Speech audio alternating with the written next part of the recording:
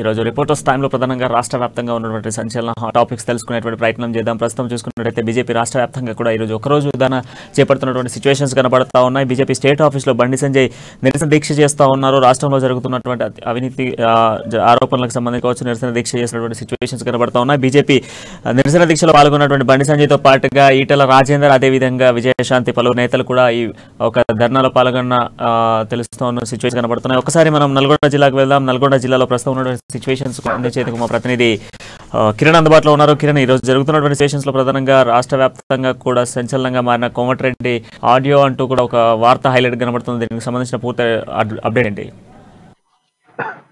ప్రణయ్, ఉమ్మడి నల్గొండ జిల్లా విషయానికి వచ్చినట్టయితే ఈ రోజు ముఖ్యంగా నిన్న ఏదైతే కోమటిరెడ్డి వెంకరెడ్డి భువనగిరి ఎంపీ చెరుకు సుధాకర్, అదే పార్టీకి చెందినటువంటి రాష్ట్ర ఉపాధ్యక్షుడు చెరుకు సుధాకర్ కు కొడుకు ఫోన్ చేసి గత కొద్ది రోజులుగా మీ తండ్రి చెరుకు సుధాకర్ ప్రెస్ మీటర్లతో పాటు వివిధ సందర్భాల్లో తనను తిడుతున్నాడని, ఈ పద్ధతి మార్చుకున్నట్టయితే నీ తండ్రి అంత చూస్తానని 100 మంది నా అనుచరులు కార్లలో తిరుగుతున్నారని, వారు ఎప్పుడైనా మీ తండ్రిని చంపొచ్చని ఫోన్ లో అతను బెదిరించడం జరిగింది. అదే కాకుండా నిన్ను కూడా చంపేస్తానని, మరీ ముఖ్యంగా గత కొద్ది రోజులుగా ఈ యొక్క చెరుకు సుధాకర్ వ్యవహరిస్తున్నటువంటి శైలి పట్ల కోమటిరెడ్డి వెంకరెడ్డి అసభ్య పదజాలాన్ని ఉపయోగిస్తూ సుహా తిట్టడం జరిగింది. అదేవిధంగా చెరుకు సుధాకర్ తనయుడైనటువంటి చెరుకు సుహాను నల్గొండ ప్రైవేట్ హాస్పిటల్ కూడా నిర్వహిస్తున్నాడు. అవసరమైతే ఆ ప్రైవేట్ హాస్పిటల్ కూడా కూల్చివేస్తానని కోమటిరెడ్డి వెంకరెడ్డి ఫోన్ చేసి అతను బెదిరించడంతో జిల్లా కాంగ్రెస్ తో పాటు ఉమ్మడి నల్గొండ జిల్లా వ్యాప్తంగా తీవ్ర నిరసనలు వ్యక్తమవుతున్నాయి. కోమటిరెడ్డి వ్యాఖ్యలను ఇటు బీసీ సంఘాలు, గౌడ సంఘాలు కూడా పూర్తిగా వ్యతిరేకిస్తూ కోమటిరెడ్డి వెంకరెడ్డి దిష్టిబొమ్మను దహనం చేయడంతో పాటు చెరుకు సుహాన్ ఈ రోజు జిల్లా ఎస్పీ అపూర్వరావు కూడా కొద్దిసేపటి క్రితమే వినతి పత్రం కూడా సమర్పించి కోమటిరెడ్డి వెంకరెడ్డిని మీద కేసు నమోదు చేయాలని, వెంటనే అరెస్ట్ చేయాలని కూడా అతను డిమాండ్ చేయడం జరిగింది. ముఖ్యంగా నిన్న ఏదైతే కోమటిరెడ్డి వెంకరెడ్డి అసభ్య పదజాలంతో చెరుకు సుధాకర్ ను విమర్శించిన తర్వాత ఇటు కాంగ్రెస్ పార్టీలో కూడా చర్చ జరుగుతుంది.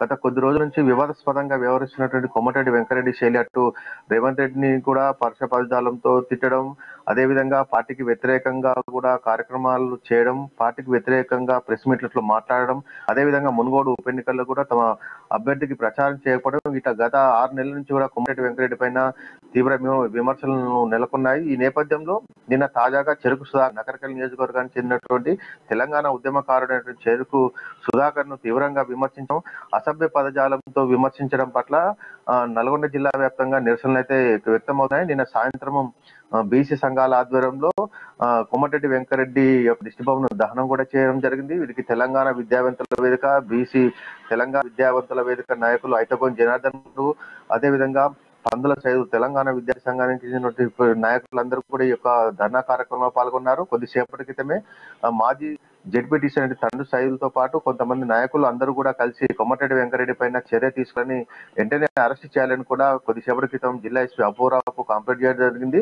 ఇక చెరుకు సుధాకర్ ఈ రోజు అమ్మానిస్తో మాట్లాడుతూ, నేను నయం లాంటి వ్యక్తికే భయపడలేదని, కోమటిరెడ్డి ఎలా నాకు అతను చిల్లర మాటలని, గత కొద్ది రోజులుగా మత్స్యంతం కోల్పోయి చిల్లర మాటలు కోమటిరెడ్డి వెంకరెడ్డి మాట్లాడుతున్నాడని చెరుకు సుధాకర్ కూడా అమ్మానిస్తో తెలపడం జరిగింది. అదేవిధంగా పార్టీ అధిష్టానానికి కోమటిరెడ్డి వెంకరెడ్డి పైన ఫిర్యాదు చేస్తానని, పార్టీ కోమటిరెడ్డి వెంకరెడ్డిపై జిల్లాలో బీసీ నేతలు ఎదుగుతుంటే వెంకరెడ్డి అయిపోతున్నాడని చెరుకు సుధాకర్ విమర్శలు చేశాడు. మాటలు మాట్లాడినట్టయితే బాగుండదని కూడా హెచ్చరించింది. తనలాంటి తెలంగాణ ఉద్యమంలో తాను చేసినటువంటి, అదేవిధంగా కేసులు పెట్టుకొని పీడియా వరంగల్ తనోడి నికారసైనటువంటి నాయకుడిని అసభ్య పదజాలంతో తిట్టడం, తన కుమారుని తిట్టడం, తన కుమారుని నిర్వహిస్తున్నటువంటి హాస్పిటల్ కూడా పూర్తి చేయడం సిగ్గుచేటని విమర్శించడం జరిగింది. మొత్తానికి చూసుకున్నట్లయితే గత 6 నెలలుగా కోమటిరెడ్డి వెంకరెడ్డి వ్యవహారం విభిన్నంగా ఉంటుంది.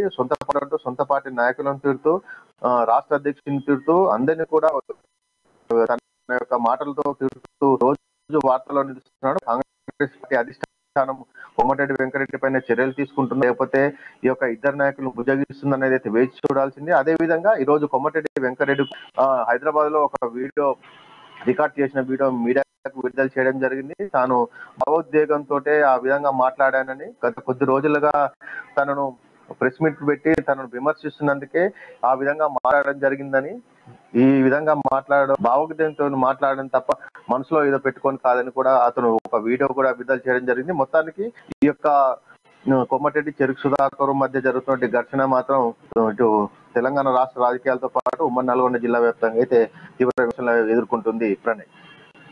కిరణ్, అదేవిధంగా వెంకటరెడ్డి ఈ పార్టీని వీడేటువంటి ఛాన్సెస్ ఏమైనా కనబడుతున్నాయి? గత కొంతకాలంగా మీరు అన్నట్టుగా 6 నెలల నుంచి కూడా పార్టీకి సంబంధించి కాంట్రవర్సీగా మాట్లాడడంతో పాటుగా అనేక విమర్శ చేస్తూ ఉన్నారు. పార్టీలోనే ముసుగులో గుద్దులాటలు జరుగుతూ ఉన్నటువంటి స్పష్టంగా తెలుస్తుంది. దాంతో పాటుగా పార్టీ అభ్యర్థిని కూడా మునుగోడు ఉప ఎన్నికల్లో ప్రచారం చేయకుండా కూడా ఆయన పక్క ప్రాంతానికి వెళ్ళడం, ఇదంతా కూడా కొంత కాంట్రవర్సీ చేస్తూ మొదటి నుంచి కూడా తమ్ముడు పార్టీ వీడినప్పటి నుంచి కూడా అన్న కొంత కాంట్రవర్సీ చేస్తున్నటువంటి సిచ్యువేషన్స్ కనబడుతూ ఉన్నాయి. సో ఇదంతా కూడా కావాలని పార్టీ నుంచి వెళ్ళిపోవడానికి ఒక గేమ్ అనుకోవాలా, లేదా కావాలనే ఈ విధమైనటువంటి వ్యాఖ్యలు చేస్తున్నారా?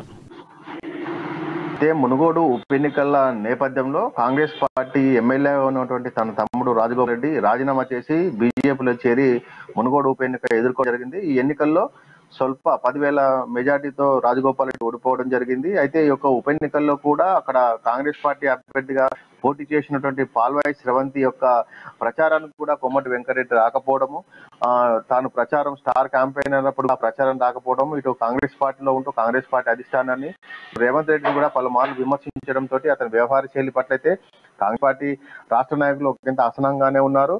కాకపోతే అతను భువనగిరి ఎంపీగా ఉన్నందున అతనికి షోకాజ్ నోటు ఇచ్చినప్పటికీ కూడా ఇంతవరకు చర్యలు తీసుకోలేదు. అదేవిధంగా రేవంత్ రెడ్డి ఒరుగుడైన అద్దంకి నాయకర్ కూడా గతంలో విమర్శించినప్పుడు అతన్ని సస్పెండ్ చేయాలని కూడా కొమ్మటి వెంకరెడ్డి పార్టీ అధిష్టానాన్ని కోరడం జరిగింది. ఇటు రేవంత్ రెడ్డి వర్గీయులు ఎవరున్నారో వారిని, అదేవిధంగా నిన్న అసభ్య పదజాలంతో చూసినట్టు చెరుకు సుధాకర్ పైన విమర్శలు చేయడము అయితే పార్టీ అధిష్టానం సీరియస్ గానే తీసుకున్నట్టు చెబుతున్నప్పటికీ కూడా అతని పైన చర్యలు తీసుకోవడంలో మాత్రం ఇప్పటికి విఫలమైందని చెప్పవచ్చు. ఎందుకంటే ఒక ఎంపీగా ఉండి సుదీర్ఘకాలం నల్గొండ ఎమ్మెల్యేగా పనిచేసి అదేవిధంగా మాజీ మంత్రిగా పనిచేసిన అనుభవం కొమ్మటిరెడ్డి వెంకటరెడ్డి ఉన్నది కాబట్టి పార్టీ స్థానం అయితే అచూసే ధోరణిలో ఉన్నది. ఎందుకంటే ఇప్పుడే కాంగ్రెస్ పార్టీ రాష్ట్రంలో ఇప్పటికే తమ ప్రాబల్యాన్ని కోల్పోతున్న నేపథ్యంలో ఒక నల్గొండ జిల్లాలో కొద్ది బలమైన నాయకుడిగా రెడ్డి సామాజిక వర్గానికి చెందిన ఎమ్మెల్యే కాబట్టి అచూసే ధోరణి అయితే వ్యవహరిస్తుంది.